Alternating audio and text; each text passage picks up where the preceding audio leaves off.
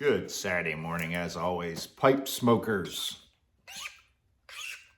Broken record, cold and rainy again today. That's why I wanted to get out there a couple weeks ago when I could on the boat.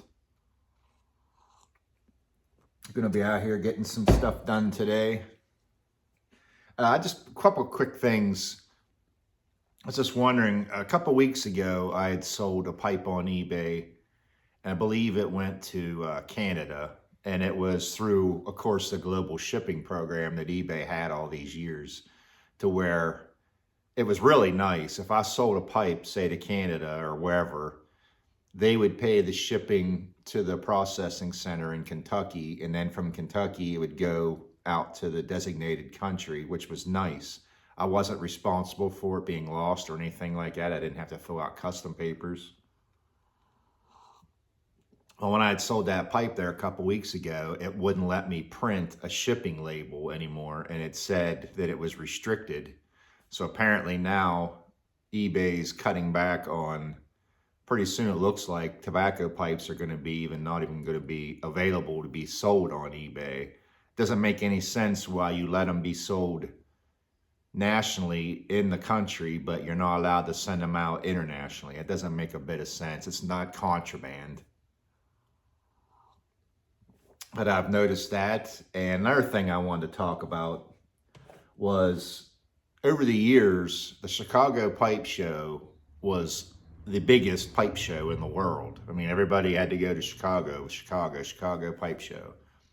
But it seems like anymore now that all the guys pushing the show, sponsoring it and everything, promoting it, seems like everything's went to Vegas now.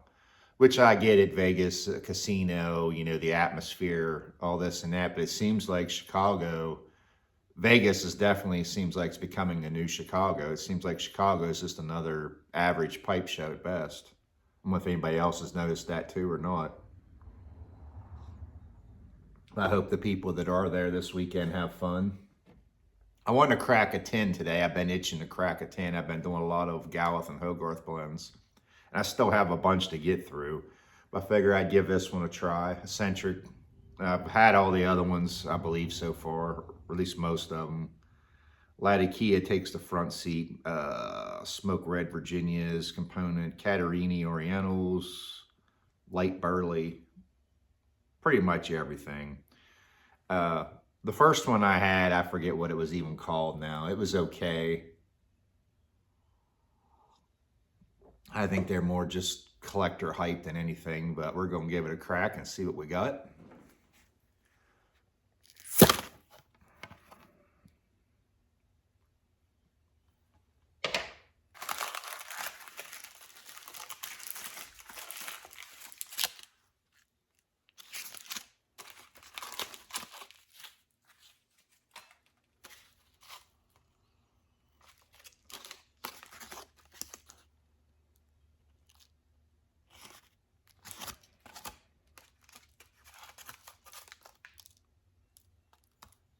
Thick flakes.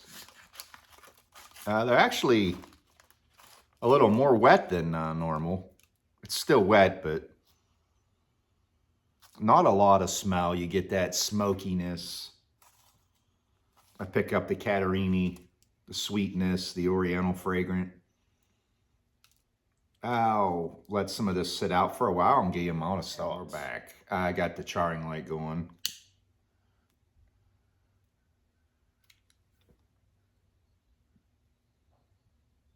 I had bought 2 tins of this, and it was 2 tins too many.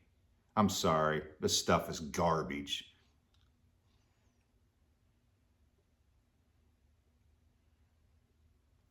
After smoking Gawith and Hogarth blends for the last month or so, this is nothing but hot air.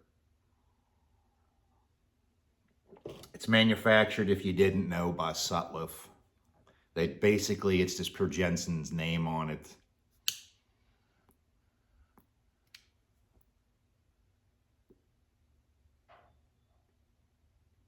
Out of the tin, it almost smelled like Mississippi River.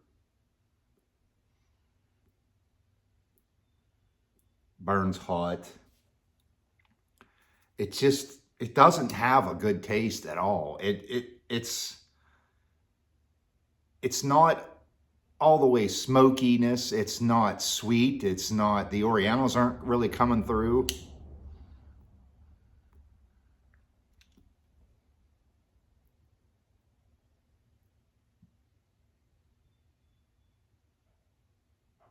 I'm sorry. To me, it's just like smoking notebook paper.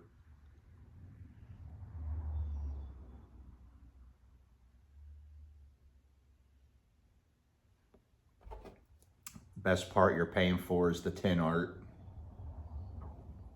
in my opinion. I actually do not like it so much that I'm going to end this video and I'm going to do another one in this video. Decided on Gawith and Hogarth Whiskey Twist Rope. Look at it.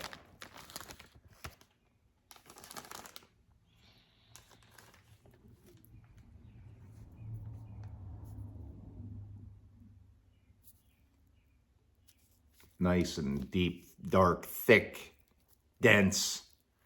I'm going to cut me off a chunk of that, break it apart, and I'll give you my thoughts.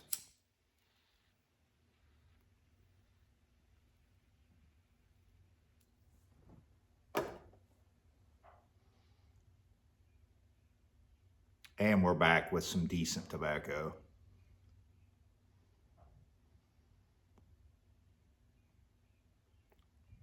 I'm sorry, I try to be nice sometimes and not bash a product or a certain, maker pipe tobacco, but that stuff was just awful.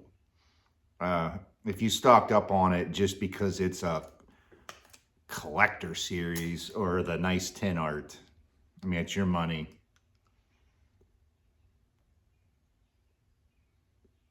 I thought it was terrible.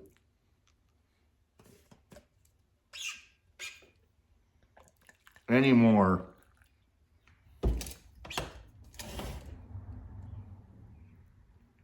If you're a Latakia smoker, English smoker, you have to know and realize that all the good Syrian Latakia is gone now, and so is the Cyprian Latakia. I still have a bunch of both stored in my cellar, and the stuff that they have out now, the Cypriot Latakia or the, I don't know, but it just tasted, so many English tobaccos with Latakia anymore taste so similar in taste. They're basically just another tobacco rebranded with a different name on them. This is a Virginia, I believe strictly only Virginia, with some flavored whiskey. I don't pick up the whiskey hardly at all.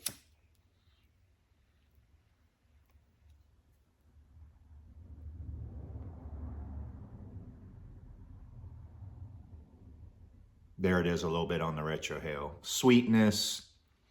I pick up a little bit of Lakeland.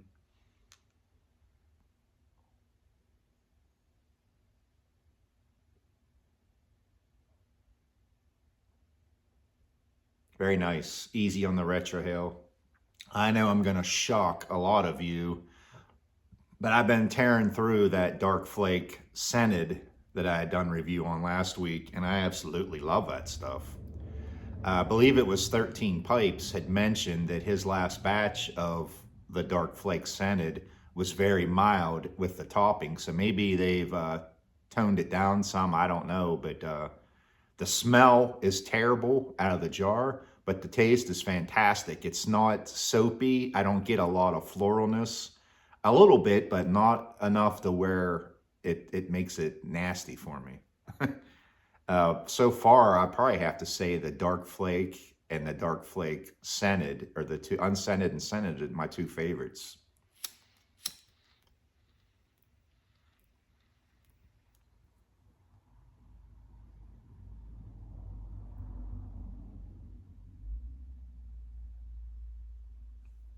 Still tasting that ashtray burnt paper smell with that tobacco. It was just awful.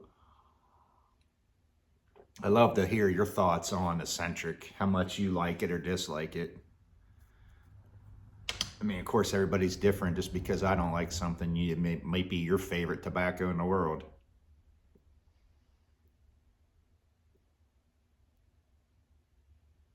I have one pipe still listed, and I'm going to be working on something today.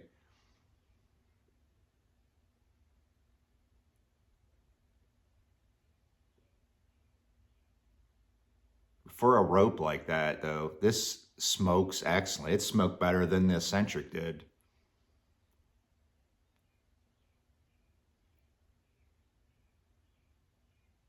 The taste doesn't change. It's one-dimensional all the way through, but it's nice. To me, it's not overpowering. It's medium strength at best. Everybody's tolerances are different as well.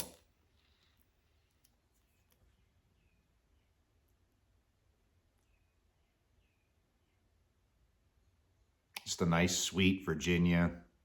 A little bit of earthiness.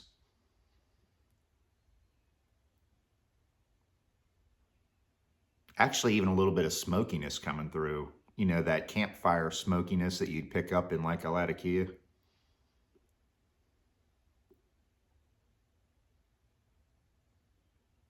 The whiskey is just very, very mute in the background. Just another great blend.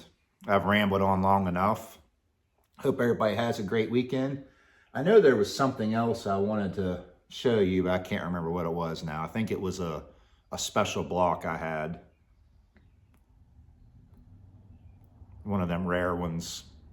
Plateau block where I think I could get 2 or 3 pipes out of one block, but I can't find it now. I know it's up in there somewhere.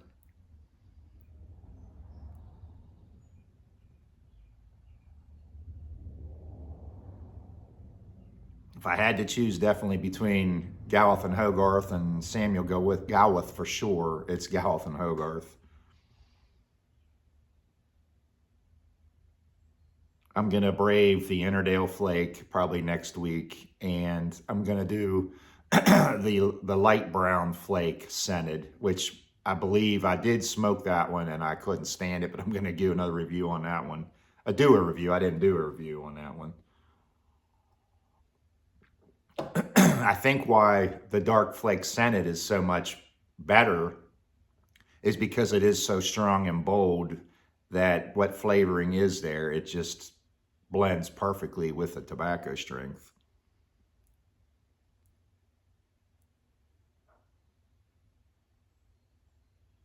Good stuff. Hope everybody has a great weekend. Talk to you boys and girls later.